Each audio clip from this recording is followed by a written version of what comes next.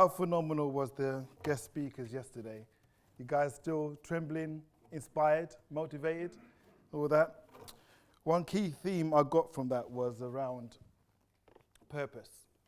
And as we are here gathered, some of us are friends, some of us don't know each other, you might be a bit hesitant to engage. CIOs typically are introverted people. How many of you are extroverted? Show of hands. I think the introverts win, okay? Who's seen Groundhog Day? We all have, yeah? Those who have not seen Groundhog Day, I do advise you to watch it. It's fantastic. The reason why I mentioned Groundhog Day is we have opportunity today, every day, and this is one of my take-home messages from Reese's presentation. We have opportunity to relive certain situations if we engage our minds in the right way. If you could relive today, this CIO event today, if you could relive it today, ask yourself, what would you do differently? Would you network more? Would you seek to add value more? And guess what? You can do that. So imagine today is your Groundhog Day and literally live it to the fullest, okay? So I'm here to host and manage a situation where we're going to be talking about digital transformation. Why it's so important now. We know a lot has happened during COVID, and we are now living well with COVID, okay? And with that, the government's got certain agendas such as leveling up, you know, the green agenda as well. There's so much transformation taking place. And as a digital leader, it's never been more important for us to be able to, at boardroom level and down, articulate why transformation is so important and what is the purpose behind the transformation. People don't like things done to them. They like to work in collaboration, and particularly when they know the purpose of the transformation. So I think that's so key. So we've got recent events that have been the catalyst for all this change. So we're going to have a panel discussion, and we'll discuss the key ingredients that might be considered when we're planning a transformation. How many of you have overseen a transformation that was not planned for? Show of hands. Okay, let's say half. Okay, so those guys who raised their hands, what was the event? Was it to do with COVID? Yeah? COVID. So it's fair to say that there are external factors that can preempt us to have to transform. And how many services can we name and list? I can talk about the healthcare service that are truly transformed, not changed. And I really want to make that distinction today. We're all transformational leaders or have a passion for transformation. So it's not about the caterpillar remaining a caterpillar, but just knowing how to move faster. It's about a caterpillar being a butterfly, something completely different, new services, new capabilities, and how can we extrapolate value out of those new services. So I've got a fantastic lineup with me. I've got Linda, Dinesh, and Helen that are going to be sharing a discussion in around transformation. So the first question, I guess, is how have external drivers impacted your transformational journey, and what have you done differently as a result? So I would like to welcome Linda to the stage, Dinesh and Helen.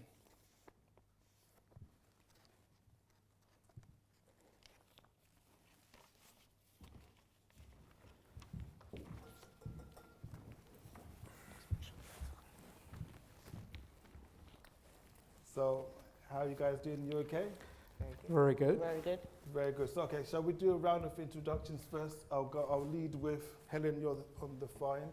Morning, everyone. I'm Helen Packard. I work at the Bank of England, and my role is to drive digital transformation, as in introduction of new AI and emerging technologies to the organisation, and the complete upskilling, reskilling of digital skills for the workforce. So interesting agenda. Thank you. And over to Linda. Hi all, my name is Linda Rogers. I am the CIO for Life Healthcare. You would know the UK subsidiary as Alliance Medical Group. I have been brought in, so I only started the 1st of March, but I've been brought in to integrate, standardize, and transform because we've grown really, really fast through acquisition of companies across Europe and the US. Thank you very much. And over to Dinesh. Good morning, everyone. I'm Dinesh. I'm from British American Tobacco. I've been in BAT for my whole life, I guess, 17 years. Originally, I'm from Malaysia, moved to the UK 8 years ago.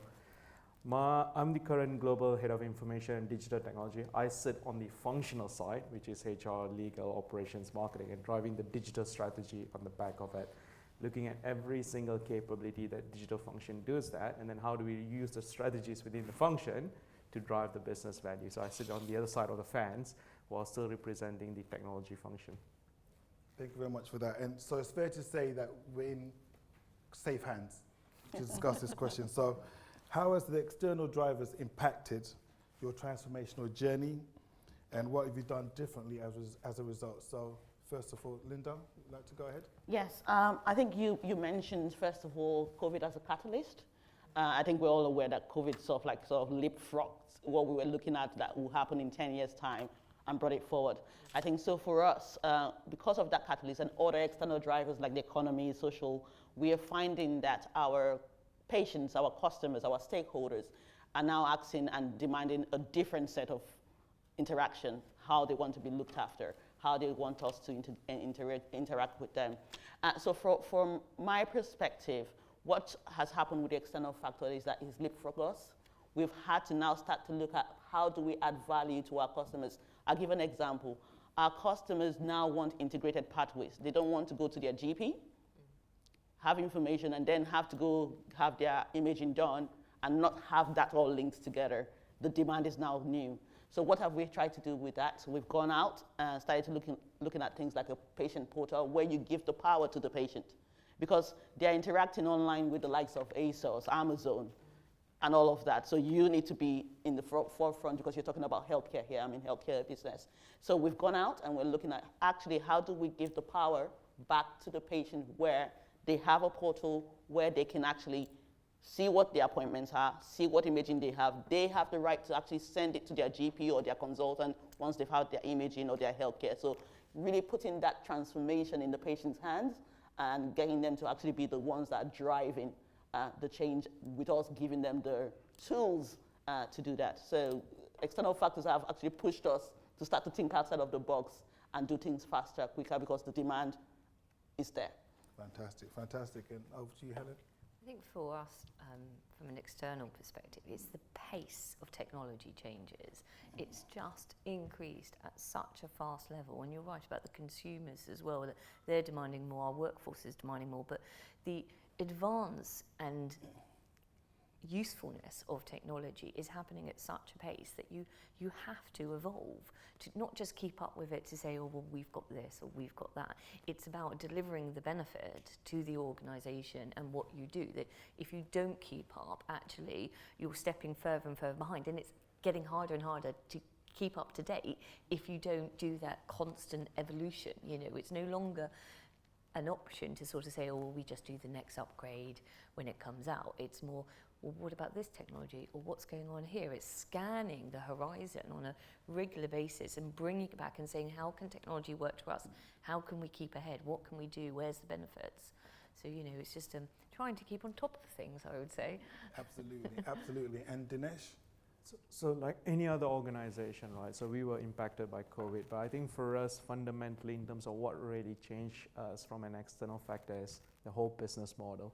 If you guys know, you know, the tobacco industry, it is a declining volume industry as of today. It's still growing profits and sales volume and whatever. No, it's still a big cash cow for BAT. But fundamentally, it is a declining business. People are changing. People are becoming more health conscious and stuff. So we have to change our business model, and we are looking at different stuff. We're looking at new category products. We're looking at energy drinks. We're looking at so many different things. We have to change the model. It's no more traditionally a tobacco company. We need to look at what the customers want, what the consumers want. So we had to change that. And in order to do that, there's so many things that are going to be really, really different. We used to operate in markets that are what we call dark markets. We can't do advertisements, nothing. Right? Now with all these things that's been opened up, what can we do things differently? How does legislation changes? What kind of talents do we go after? Talents that we used to go after years ago are not the talents that we're going after now. We've got to go after influencers and stuff that we never knew before. So we have changed quite fundamentally, and to get all this talent, to evolve the business, digital strategy, digital technology is really, really important. That's the only way you can reach out to people. That's the only way you can reach out to regulators to have proper conversations. So for us, that has been the biggest external factor that's really drive the whole digital transformation in BAT. Fantastic. And also, just to bring that home, the whole movement to appraise the business model is up in the air. A typical business plan or transformational project will typically last maybe 18 months, start to end, okay? We're seeing transformational projects having to be completed, started from conception to implementation, 3 months. And that in its sense brings up risks. Just a bonus question in terms of risk. How are you guys managing the risks when you're transforming services at such pace? And that's over to Dinesh first, very quickly. So like any other risk, we have risk from changes of regulation because we are fully governed from different regulation in different markets. But I think in terms of how we manage risk, we are heavily dependent with our partners. We are a fully outsourced model. If you look at different organizations, they are fully in-sourced, but we are fully outsourced. So the way we do is, in the old world, we used to do outsourcing. We say, let's have a contract as a customer versus supplier. But what we have done is with the whole transformation, we have changed that into a partnership model. So bring the partners into the equation, bring the partners into the business model, bring the partners in terms of driving the strategy. So we have changed every ways of working, contractual arrangements and stuff like that, because the partners have to take an equal risk as well. Because while it's our business, the partners have a fundamental responsibility to make sure that it is a success. That's for us how partnership works. So that's how we have mitigated a lot of our risks and driven the business forward. And it's not an 18-month journey for us transformation. We started our digital transformation in 2018. Our end game plan from a North Star perspective is 2025. So it is a 7-year transformation program. So it's huge. It's not only just changing technology landscape, but the whole business model and the organization by itself. Fantastic. Linda, very quickly. Sure. So I think just following on what he said, for us it's around engagement. With risk, you have to be talking to your partners. Everyone needs to be pulling in the same direction. So we cannot have people that are working with us that are not pulling in the same direction as we are. So from our perspective, when we do projects, we don't do 3-month projects because we're talking about patient data here. Government highly regulated. So yes, we can do fast-paced, agile pace in our strategy, which is a 2021 to 2026 strategy. So we actually are very clear where we're trying to go, what we're trying to go. But that doesn't negate that the government, the legislation changes. But there's the engagement. So it's all about engagement for us in regards to the regulators, our patients, and ourselves in regards to, okay, here's where we're going to go. Here's this risk that's going to change the course. How do we mitigate that? And then everybody jumps on it and works together on it. So it's all about the engagement for us. Fantastic. And over to you, Helen. I think, look, it builds on what Lindsay's saying is, engagement. It's the articulation of what the issue is or what the opportunity is and assisting people getting there and feeling comfortable with it. As a regulator, we have to make sure that we feel comfortable with what we're doing internally and what's happening in the sector. And a lot of it is just trying to understand that risk. And these risks, technology risks are changing on a regular basis. So articulating of why we need to change, what is that technology, and trying to just articulate it in a way that somebody may not be necessarily comfortable with that area or aware of it, but bringing them with you on that journey. And that's the key thing to helping them feel comfortable to go forward. No, thank you for that. And in terms of these external drivers, we spoke about COVID being a factor. Do you think that these external drivers have benefited the whole transformational movement? And over to, I think, Linda first to tackle that one as she's smiling. I'll stop smiling now. Just smiling. Right. No, I think not just COVID. If we talk about external drivers that we have seen, and I think it's a benefit. It's an accelerator and a benefit from my perspective. Let me use something that is very top of mind of a lot of people. ESG, sustainability, is an external driver. customers and patients are engaging us now going, are you green? What are you doing to take out waste? How are you impacting the environment? And that helps them to decide if they're going to touch you as a business. So for me, that external drivers had us to start to look at, okay, actually, how do we get waste out of our pathways, our services? And from a digital transformation perspective, as a CIO, it's how do I help the business on the ESG journey? And from our perspective is how do we automate to get waste out of our system, our diagnostic system, our healthcare systems? How do we use robotics to remove waste, human error waste? For example, we use our lab technicians use disposable. Why are they using disposable? Is there a way to actually make it something that is reusable?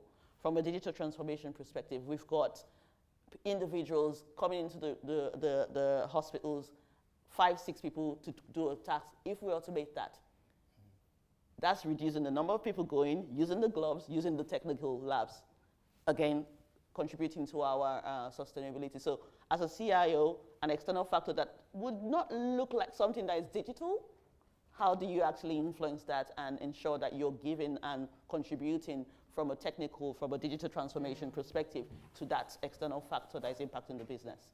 Thank you. Over to Helen.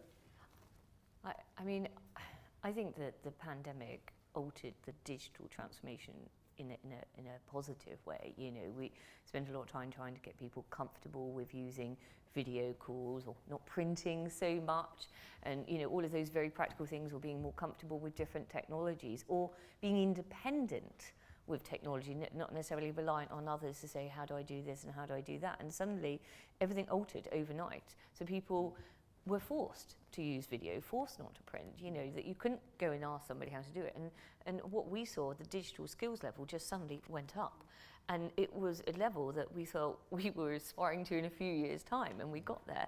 But you know, what I feel is the benefit of the digital transformation, this is a continued benefit, is an increase of confidence and comfort with technology. And those two are really important, because people need to feel confident that if I try something or I use something, I may not understand a VLOOKUP because it's not in Excel and it's in something else more advanced, but I'm confident on how it works and I'm confident to use it. And I've got a comfort level because it feels familiar, it feels comfortable, and I can do it. So, you know, we focus on a lot of that, because getting people to change how they think and delivering the benefits is based on people's confidence and comfort at all levels. Fantastic. And Dinesh? From my perspective, the whole external factors, I'm totally agree with Linda that it has given us benefit, it has become an accelerator for us. From a boardroom perspective, it's the first time that the boardroom members really put their head up and said, oh no, we got to be digital. And if the CEO is recognizing that, and that is really a big change from a benefit and accelerator perspective. And traditionally BAT, you know, the whole IT function was known as IT. And things were changed that, you know, our CIO got invited to the board. She pretty much now sits on the board level as well. Secondly, we were then empowered to drive the whole digital transformation as well. So it's a huge responsibility. Things that, you know, we never envisaged that we could do, we have done that really, really quickly. We moved to e-commerce, you know, we consolidated our factories into super factories. We moved into zero-touch factories. We started to use the power of analytics to measure in terms of people's well-being, people's productivity. Now, the other thing that we are doing now is to look at, you know, what's the benefit of hybrid workforce? What kind of models do we put in place? You know, what kind of benefits do we get? Do we consolidate our cafeteria or spans and stuff like that? So all these things has just accelerated the power in terms of, you know, the benefits and accelerators that come through, not only from a people side, but as well as evolving the business model and driving our market shares. Thank you. And can I also have another show of hands? Because I try to be as interactive as possible. In terms of the pace of transformation that you've all presided over, show of hands who felt frightened by the scale and pace of the transformation.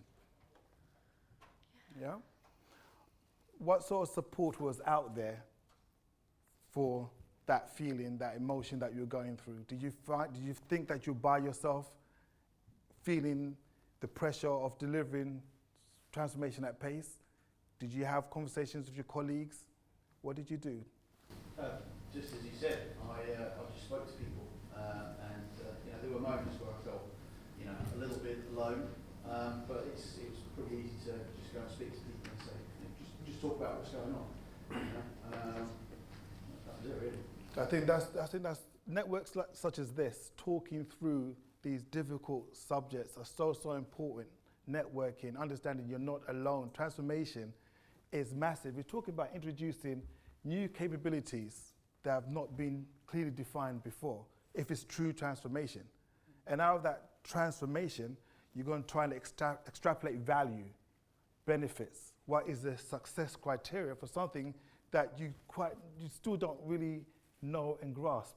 So over to the panel in terms of how then are you defining success in your transformation, and what are the key measures, key metrics that you're using?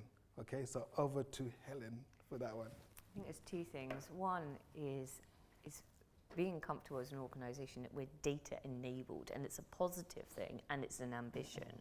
So as a regulator, we receive the entire works of Shakespeare twice a week, and we have to read it. It's an awful lot of things to read for a person. So, recognising that data is really important to us, and reading it, absorbing it, analysing it, and feeling comfortable with that's a key part of your job, but it enables you, is really important for us as a success metric, because at the moment you sort of think about financial stability, absolutely right, monetary policy and safety and soundness, they're all absolutely, but also how do we get there? Well, it's being enabled by the data and helping us to make judgments and activities and so forth. I think the second thing in terms of success metrics is thinking about efficiency and effectiveness. You can't necessarily say it took somebody 3 hours to do something before it now takes 10 minutes, because you never fully realise those benefits. It's thinking, how can we say this process used to take 3 weeks, it now takes 1 week? What do we do with that capacity? How can we refocus it? How can we deliver faster, better, new insights to people, and recognise that data, technology enabled that, and and focusing that there's real benefit, because I think sometimes people historically are used to technology and transformation taking years and not necessarily delivering what they said they were going to deliver. But the pace of change, the pace of expectation, the pace of technology has meant that we can deliver benefits quite quickly, and showing that we can be efficient and effective fairly quickly with new technology, and people are confident and comforted with that, just means that you can do the next thing and the next thing, because you've got that tick. The board are content, they can see the change, they can see the benefit, and you're saying, right, okay, let's up the ante, let's keep going. And I think that makes a successful environment. Okay, thank you. Dinesh? So for us, in terms of our KPIs, it's very aligned in terms of the business outcome. So it's just two numbers: 25 million new consumers, 50 billion NTO target. That's it. And then you measure that against, what has digital enabled to hit those. So how many new consumers have we inducted through e-commerce, through quick commerce? How much of power data have we used to drive the business model change? Year-on-year efficiency, 10%. How much of it has been done through bot-enabled workforce? Those are the key KPIs that we have, and we have the conversation with the boards every quarter. So what we have is what we call digital committee. We get the board members together, and pretty much they say, if this is the investment of portfolio that's given to the IT team, how much of it is driving the business value in terms of hitting the trajectory of 25 million, 50 billion? And we have open conversation. If we need more investment to drive something, we ask the question. If we have the risk, we call out the risk, and we have an open discussion. And the board has been very supportive. That whole transformation mindset has just synced to them to say, there is no way a business model can move forward without doing digital transformation. And digital is pivotal to all this. And that's how we measure and track in terms of it. We do have detailed KPIs a lot more, but those are the fundamental ones that we have conversation on. No, thank you. And just over to your point, Dinesh, about getting boardroom support. Do you feel that the boardroom and other senior leadership truly understand the journey in terms of the transformational piece, or do you find that you're constantly having to input and narrate the journey for them? I think the starting point was quite a struggle. I think it's all new, because fundamentally people used to look at IT as a back office function, and you call them, if you have laptop breakdown and stuff. So when your CEO empowers them to say, the IT function to drive digital, people start to stand up and look at it, what does that mean? And it's an education, it's a change journey. You bring them through that whole journey. You got to articulate the roadmap. You got to pull yourself out from a technology and a coding conversation to a business value conversation. What does technology and digital bring from a value transformation perspective? And then you got to start looking at how do you build digital capability? How do you bring the change? So some of the things that we did is we brought our whole management board and functional leadership team through immersion session, digital immersion session. Throw the problem areas. We bring startups, have speed dating with them. You change those kind of mindset. The other thing we do is we do reverse mentoring. The old world, you have mentor and mentees. Mentors are someone really senior.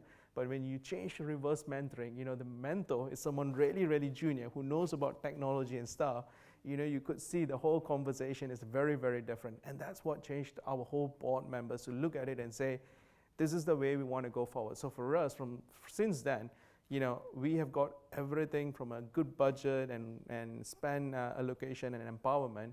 But obviously, there are tough times. And then we have the proper open conversation. But I would say we have shifted quite drastically from where we were before. Fantastic. Thanks a lot for that. Linda? Yeah, I can add to that. So just tying it up to our measures. So we're very clear what our purpose is, making life better, right? And to make life better, our three key measures are basically value. So we know what the value in use for our customers is, efficiency, as you spoke about already, and then obviously quality.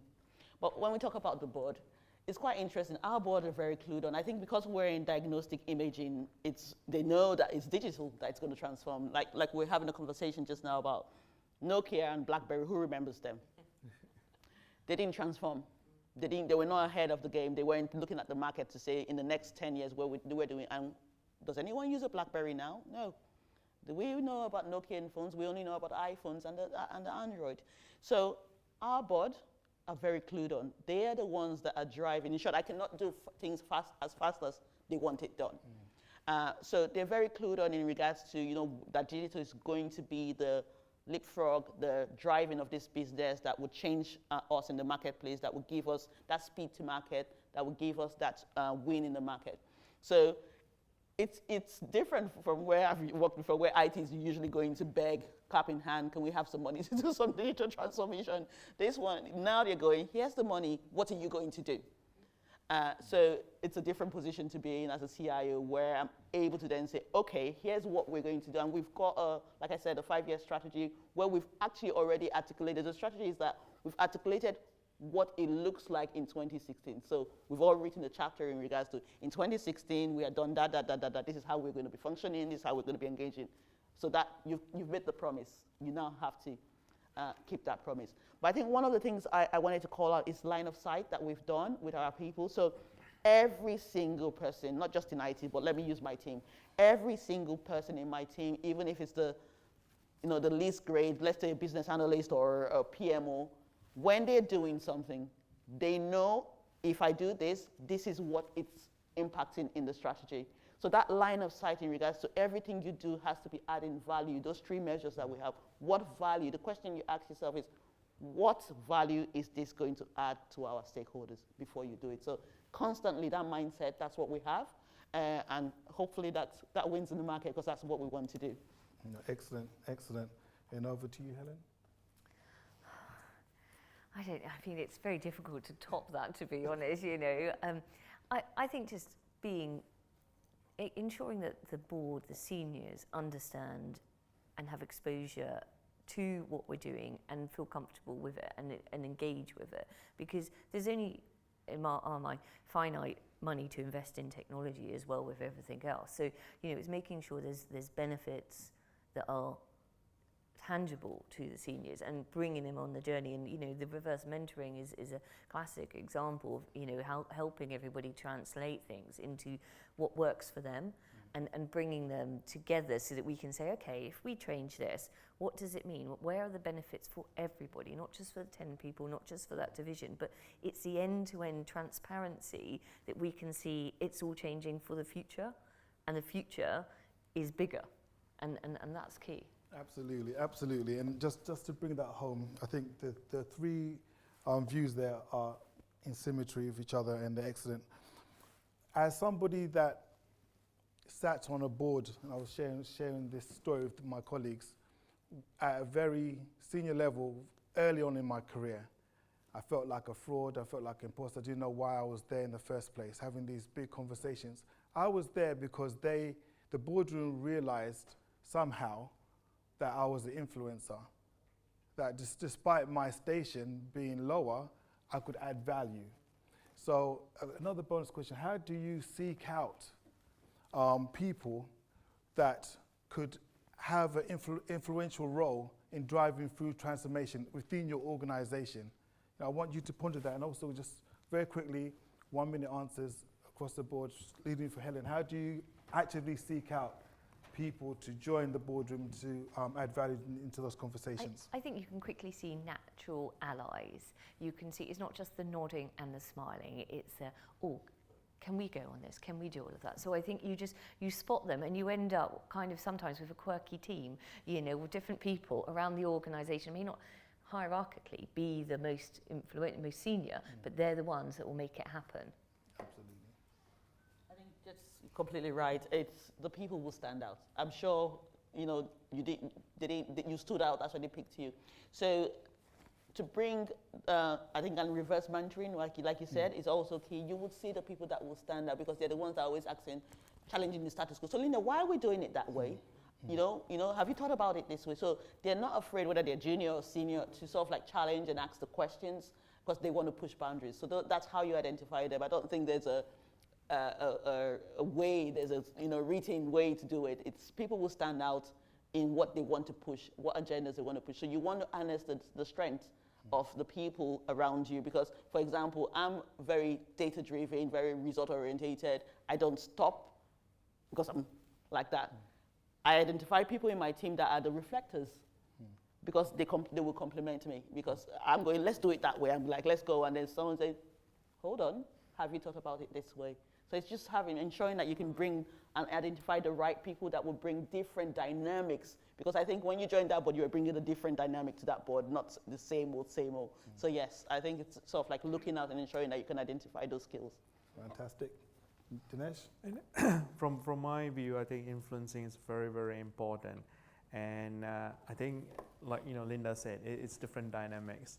But to put it really short and simple, what I've seen is, in lots of boardrooms that I've been doing in terms of meetings, you got to own the problem and you got to get shit done. If you do that two things, then you're pretty much an influencer and you get your allies. Yeah. That will be my summary. Excellent. And as we're going to bring it home, okay, it's the final question. What are the true fundamentals of transformation? We've gone on a journey to talking about some of the challenges, external factors, but what are the true fundamentals of transformation, and why would you consider them as the fundamentals? Reverse order again, Dinesh, if you go first. For me, I think the true fundamental is changing your mindset. I know transformation is not a change, but mindset is still a change. So if you don't change your mindset, no matter what transformation you do, you're not going to get there. The slower you change your mindset, the longer it takes to go through that whole transformation. And it's going to be very, very painful as well. So best is to get on the bandwagon as quickly as possible and be part of that journey, and you will be able to see the light at the end of the day. I've been through lots of transformation. Digital is not the only one. I've gone through organization transformation. I've gone through business transformation and whatever not I've done. I've been in the acquisition team and stuff. Transformation and change mindset is the key fundamentals. Great. I think I will agree with him. When you said that, what came to my mind was hearts and minds. You cannot do any change without the hearts and minds. So it's literally getting people to understand the journey, bringing them along the journey, engaging them because they will have thoughts and that might change where you're going but still get to the same destination. Mm-hmm. So it's about winning the hearts and minds and ensuring that everyone is bought in. And of course, the mindset has to change because you're changing stuff. People don't like change, as we know. It's like pulling them by the hair, let's go. But you literally have to get their buy-in, let them see what is in it for me. If I did this, it used to cost me 5 hours or 6 hours to do this. When we do this, it's going to be 2 hours. So that's me getting 4 hours of my time back or whatever. So it's about sort of like winning the hearts and minds when you're doing change. I absolutely agree what you both said. You know, people are the key thing to success. This digital transformation, we've all been through many transformations, is not one that people can just go, oh, this is another thing. I'll put my head down in 2 years' time, it will be something else, right? This is actually going to change. You know, you have to be with it.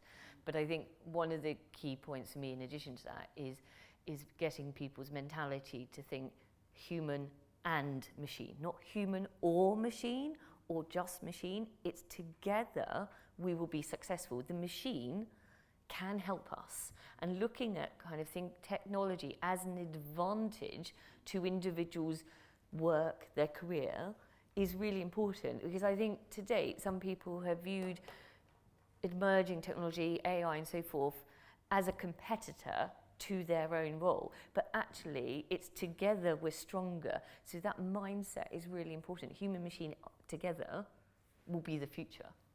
Thank you very much to my panel. I hope the conversation was informative, transformational, inspirational.